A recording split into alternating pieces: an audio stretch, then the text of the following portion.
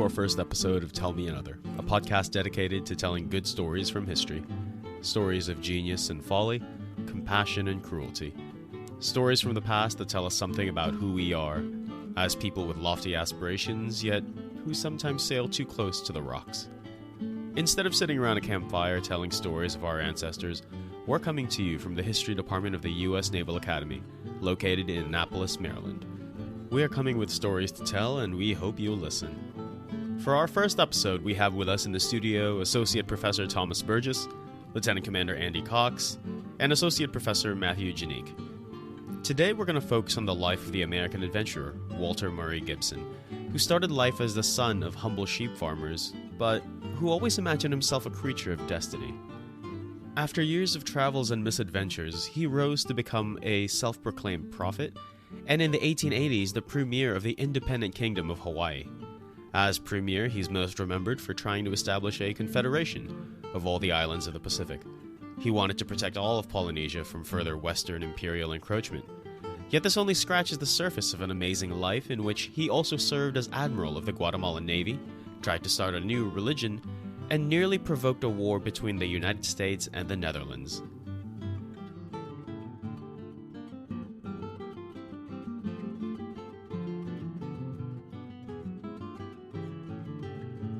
In the 19th century, America produced its share of dreamers and visionaries. It also produced a lot of freebooters and scoundrels pretending to be prophets. We still see such people today, but they are a little more subtle in their methods. And it is a bit harder to have the kind of epic adventures that marked the life of Walter Murray Gibson, who always thought he was cut out for glory and power in the tropics, and ended up a prophet and then premier of the independent kingdom of Hawaii. Gibson refused to be bound by convention and followed the whims of his own wide and boundless imagination to what was then known as the ends of the world. Today, we might say he was a fantasist, or more kindly, that he was living his own truth. But what exactly was that truth? Though born in 1822 to English parents of modest means, Gibson always insisted that British noble blood coursed through his veins. He claimed to have been born on a ship in the middle of a fierce Atlantic storm. Due to the fury of the tempest, he and another baby were accidentally switched, and he ended up with a family of humble sheep farmers who were so poor they migrated to Montreal, where two of Gibson's brothers died of cholera. When his parents moved to New York City, Gibson became entranced by the sight of all the tall sailing ships at harbor.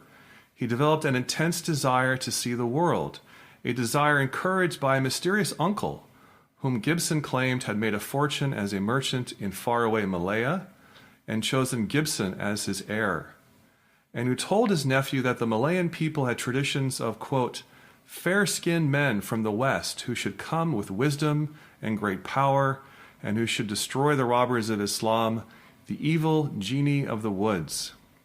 Enchanted, the young Gibson imagined the sacred city of the Malay Isle with its shining walls and temple roofs, and he wondered who should help, who should teach, and who should do good to the people of the Indian seas.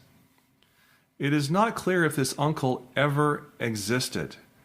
Gibson also claimed to have spent 5 years of his youth imbibing the ancient wisdom of a Native American chief. What we do know is that by the age of 16, he was in South Carolina, employed as a school teacher. There, in his own words, he met a fair and gentle girl of my own age. We often sauntered together in the still woods of Milwee on summer days.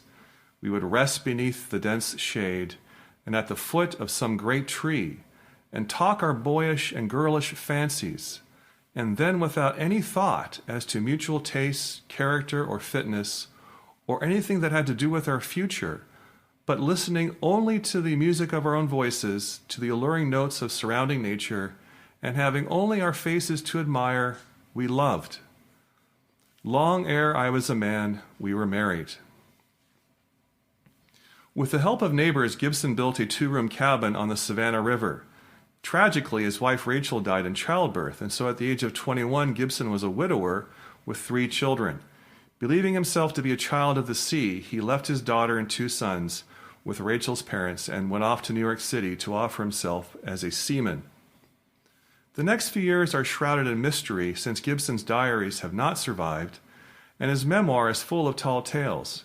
It is very likely, though, that he sailed around the Horn as far as California, but then eventually set himself up as a Manhattan commercial agent. With an office on Broadway, he bought and sold to the ships in port.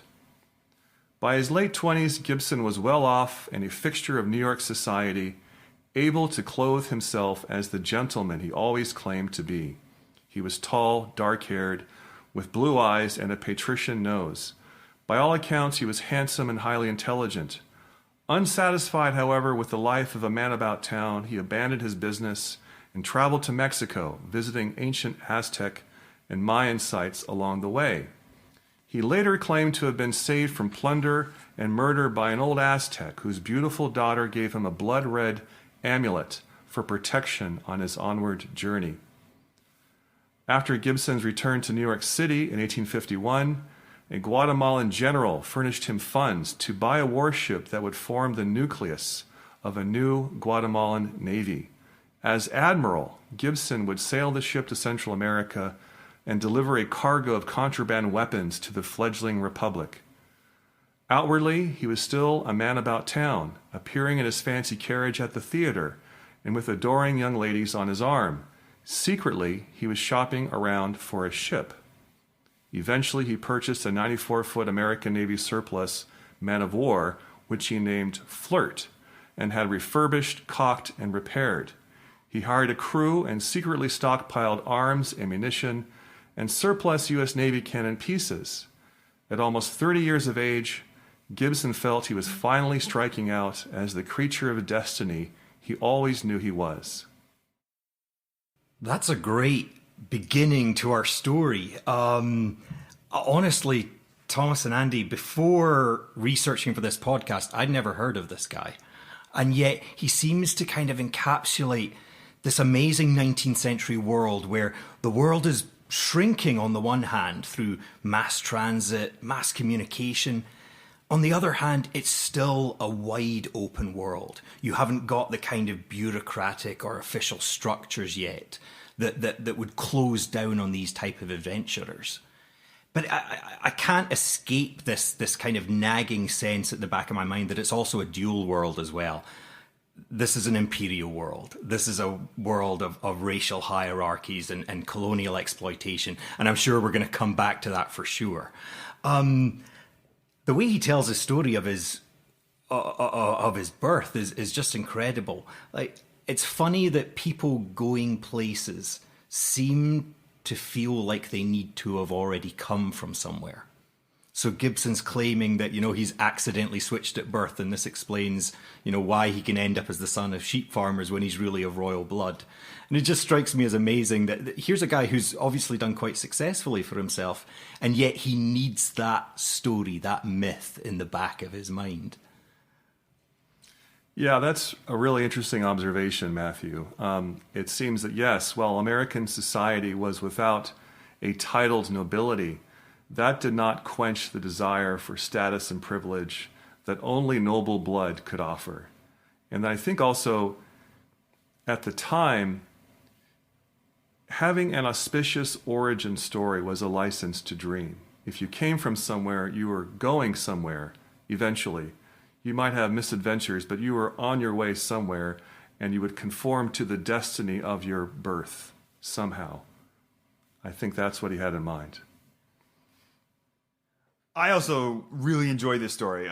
Like you, Matt, I didn't know anything about Gibson before getting into this story. And I think knowing a little about the heights he's about to get to, his background really shows how much of the 19th century is this time of outsized influence by certain individuals, particularly if people knew just enough or could successfully pretend to know just enough and possess the certain charisma and take advantage of the new technologies and transportation options available to them. They could have enormous influence on American culture or even other people's societies. I'm really looking forward to seeing how this turns out.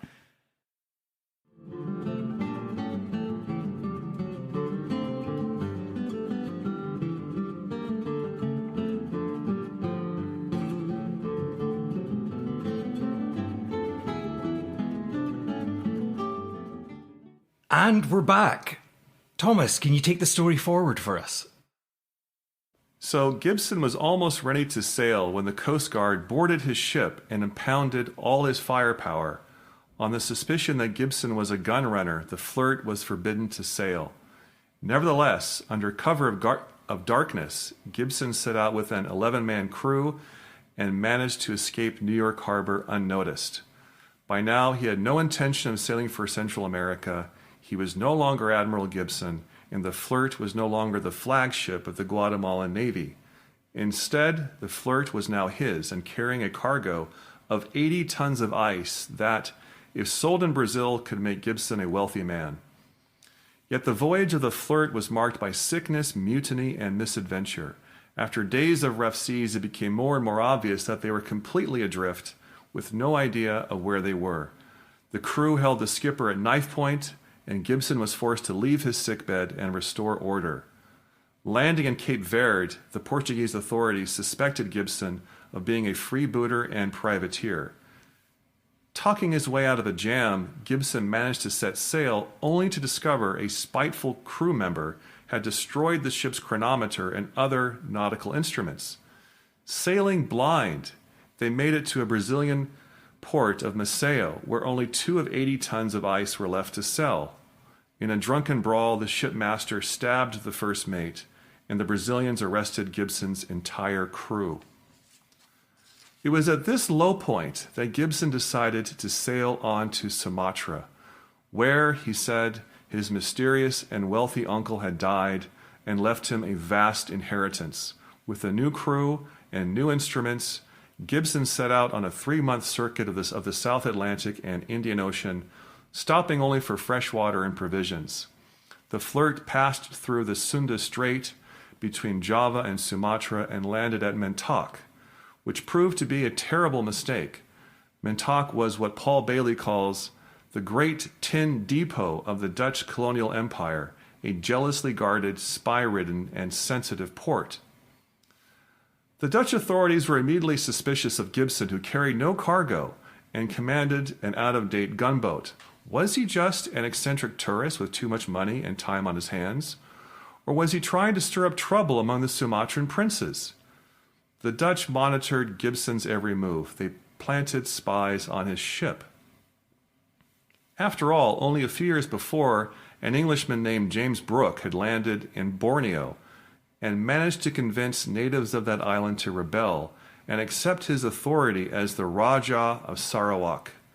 And so when Gibson expressed his admiration for Brooke and began to receive a series of Sumatran visitors, the Dutch took notice. Gibson's undoing was a letter addressed to the Sultan of Jambi, in which he wrote, amazingly, "I am able to provide you all you may require, for the American government has no want of gunpowder, balls, cannons, and guns. I am able to help to do good to the Malays, because I am not partial to the Dutch.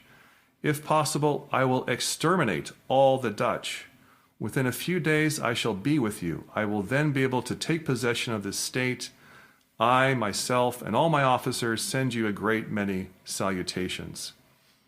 Whether or not it was a forgery cooked up by the Dutch to entrap Gibson, he was arrested, imprisoned, and charged with treason. For a year and a half, Gibson languished in a Javanese jail, trying to learn Dutch and Malay, so as to better plead his case. Denied a defense attorney, he was eventually found guilty and condemned to 12 years of hard labor. Yet due to the efforts of several Javanese friends, Gibson was able to escape from prison wearing a wig, fake beard, face paint, and a new set of clothes smuggled into his cell. An American merchant ship conveyed the penniless Gibson back to the States. It was now 1853, and with nothing but the ill-fitting clothes on his back, he was determined to press his case against the Dutch. He met with Secretary of State William Marcy, who agreed to support his claims for financial compensation. Newspapers and congressmen picked up the story and took his side.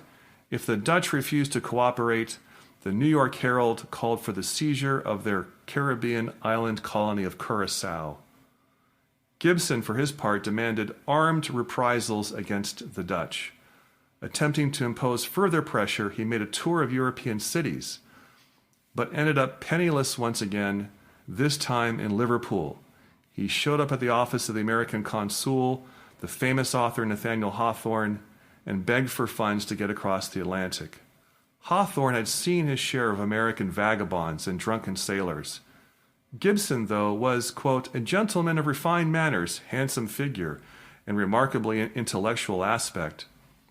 Unfortunately, the vicissitudes of his life appear to have tinctured him with superstition, inclining him to look upon himself as marked out for something strange. Hawthorne questioned Gibson's sanity when he said he was in fact an English lord, and as soon as he won his case against the Dutch, he would lay claim to his ancient title and estate. Back in the States, Gibson wrote a memoir and dedicated it to the women of Christendom. He became a celebrated fixture on the East Coast lecture circuit. One of his listeners recalled that, with bated breath we sat while the veritable wizard of romance took us with him through the Indian seas into strange lands and among strange people upon wonderful adventure, all so vivid and so natural that you saw it all before you, and there was no thought of questioning or discrediting a word of it. Gibson spoke of cannibals and a strange hairy race of subhumans who were filthy and shameless in their habits. Boosting sales and lecture fees was Gibson's titillating claim that from his Dutch prison cell, he carried on a romance with the beautiful Sa Yi Pa, a Javanese princess whom he referred to as the Winged One. So far in this story, this man's ambition and charisma seem to be racing each other in this cycle of getting him in and out of trouble. You know, he takes on an opportunity to be an admiral, a flag officer with a foreign navy, but then runs into trouble with another government in the Portuguese, and he talks his way out of and into more problems. It's like Gibson's silver tongue can get him out of just about any problem except with the Dutch, apparently. Those guys are able to really stick it to him. But under all of this, he's got this belief in destiny or something, and his personal abilities keep pushing him on, no matter, you know, the heights and then the fall that come from it. Even other Americans seem to look at this guy with suspicion. I mean, really, a lord? You're a lord? Okay.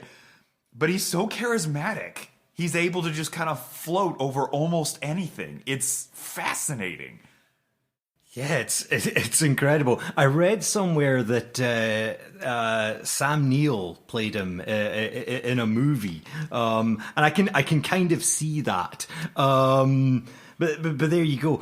The thing that gets me is the context in which this is all happening. You know, you've got these colonial empires. The British and the Dutch are both out there in what's known as the East Indies. They're both fighting over who can control the valuable resources of these places. They're both competing with the indigenous peoples. I know, like, during this era, the Dutch launch several expeditions against the indigenous Javanese people, including failed expeditions against Bali, shortly before Gibson turns up. So you can kind of understand why the Dutch are a little worried about this American rolling into town, because these are colonial empires. They're already kind of chaotic places. And to have this extra guy there.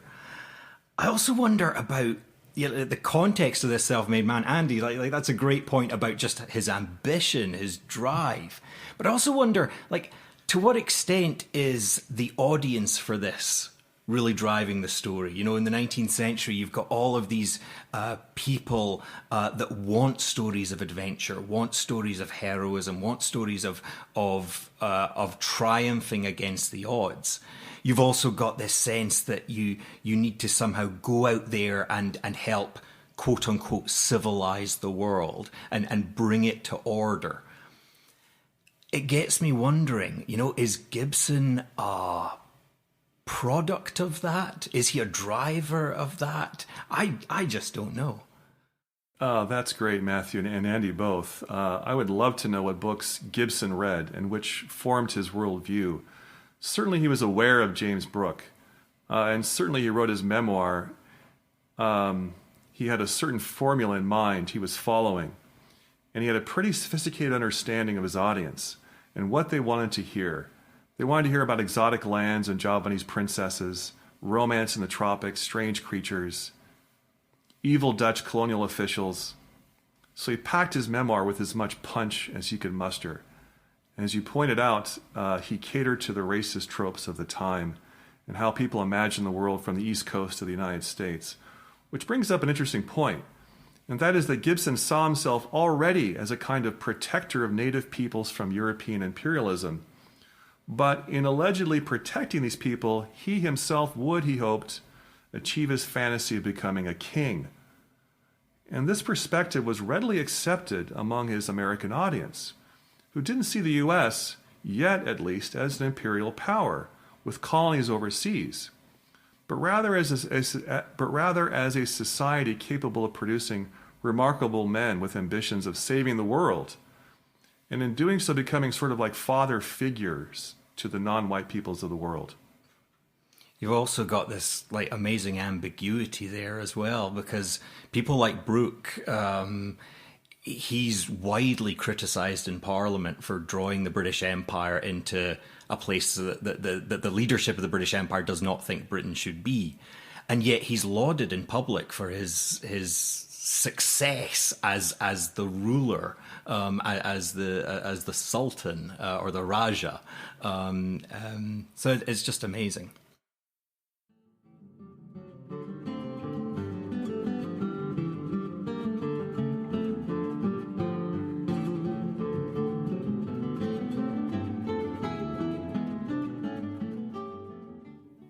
And we're back. Thomas, can you take us through the Gibson story even further? Yes. So, thank you, Matthew. With Gibson stirring up anti-Dutch feeling right and left, there was open talk of war between the U.S. and the Dutch. But then the Dutch produced a statement signed by Gibson in Java in which he confessed that, "I have allowed my fancy and my vanity to get the better of my judgment. I remember to have indulged in the bravadoes that I would become a potentate in the East." Though Gibson insisted it was a forgery, his case against the Dutch was now dead in the water. By 1857, public interest in his stories of ill-fated love in the tropics was also on the wane. Now, on everyone's lips was the impending war with the Mormons, who 10 years earlier had settled in Utah under their prophet Brigham Young, and sought to carve out the kingdom of God in the canyons and valleys of that parched wilderness. Gibson found himself nudged aside on the lecture circuit by militant preachers, condemning the so-called Mormon menace, the practice of polygamy, and open rebellion in the Western Mountains. As it happened, the Mormons' official representative in D.C., Dr. John Bernheisel, attended a Gibson lecture. Afterwards, the two spent hours discussing the standoff between the Mormons and the Buchanan administration. Gibson believed their cause was just, that they only wanted to be left alone. But plans were underway to send an army to bring the barbarian Mormon hordes to heel. Gibson was convinced resistance was futile and that the Mormons' only choice was to flee. But if they weren't safe in the isolation of Utah, where could they go? Gibson had a plan. He would personally lead their escape to Papua New Guinea. As Paul Bailey put it, Papua was, quote, "a vast, green, fertile, beautiful world, waiting eagerly as a bride for the unwanted peoples of the earth.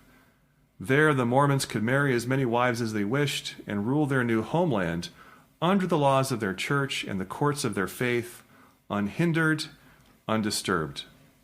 It didn't matter that Gibson had never been anywhere near New Guinea. With new passion, he returned to the lecture circuit and proclaimed his solution to the so-called Mormon problem. For much less than the cost of sending an army to Utah, the government could transport 100,000 saints across the Pacific. Newspapers reported on the so-called Gibson plan. Soon, he was granted an audience in the White House. Initially, Buchanan seemed interested, but when Gibson said it would cost $5 million, the president flew into a rage and ended the interview. The U.S. Army marched to Utah, but the expected violence and devastation never took place. Instead, the Army established a garrison in Utah and Brigham Young resigned from the governorship. Even with this relatively peaceful settlement, Gibson did not give up on his Papua plan. He wrote to the Mormon prophet, claiming, "While I lay in a dungeon in the island of Java, a voice said to me, 'You shall show the way to a people who shall build up a kingdom in these isles, whose lines of power shall run around the earth.'" With his 3 children, all teenagers now, Gibson made the western trek across the plains, arriving in Salt Lake City in October 1859.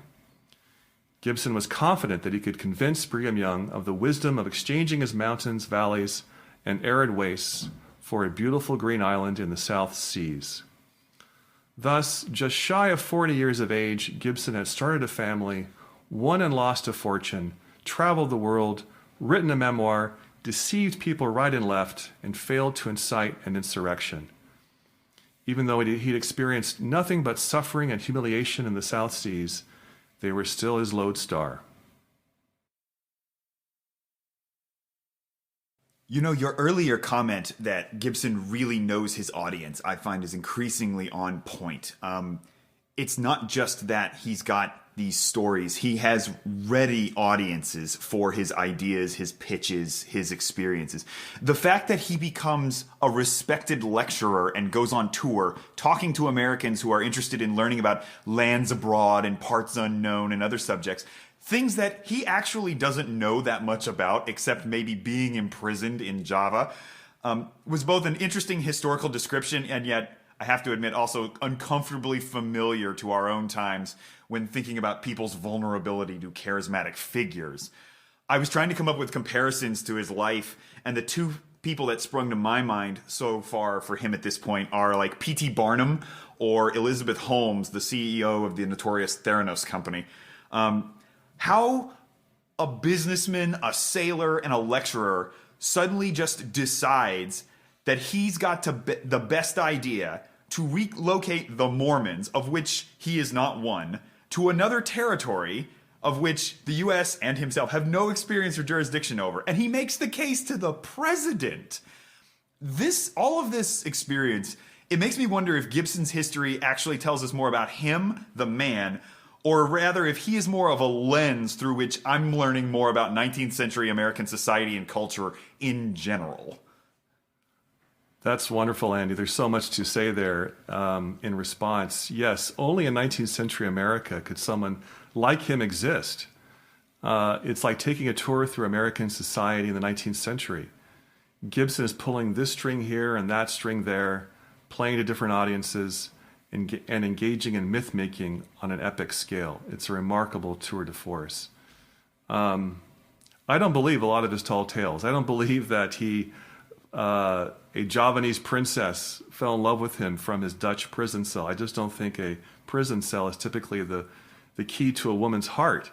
But he made things up. And so in that sense, he was like P.T. Barnum. And he sought to take advantage of the credulousness of his audience.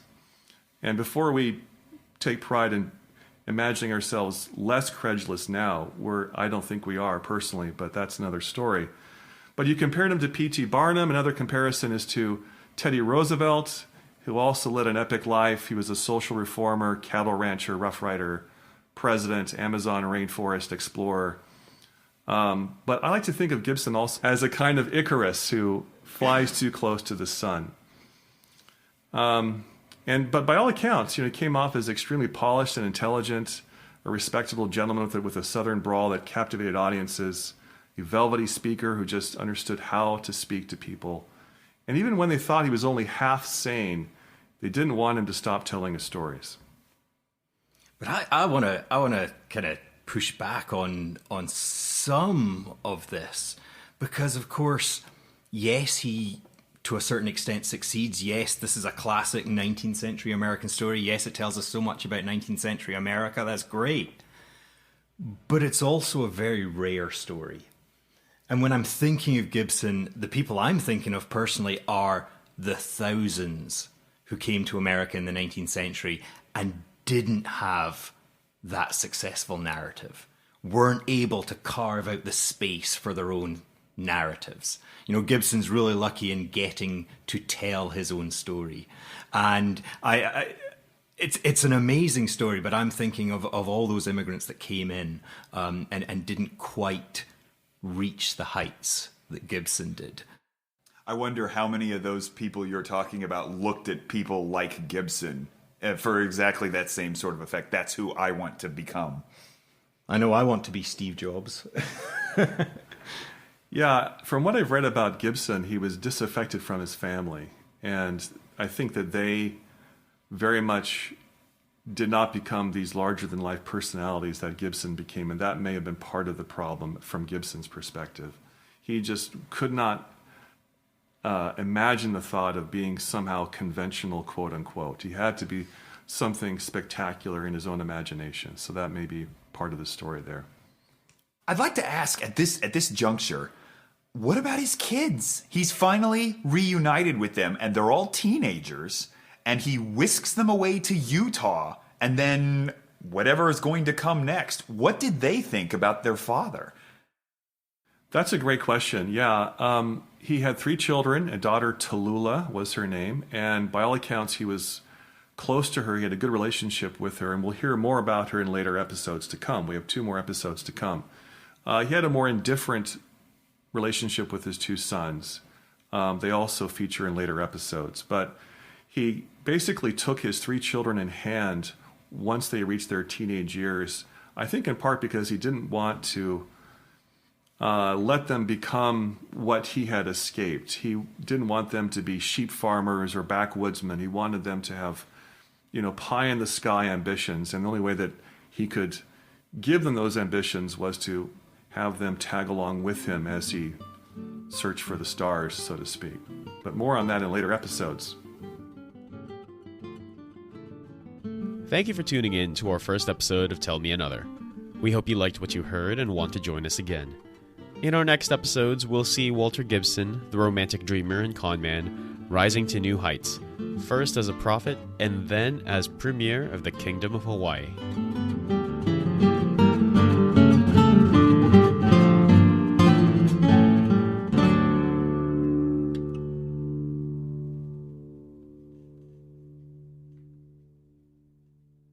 This has been a production of the History Department at the U.S. Naval Academy, located in Annapolis, Maryland. If you enjoy our programs, please let us know, as we'd love to hear your thoughts.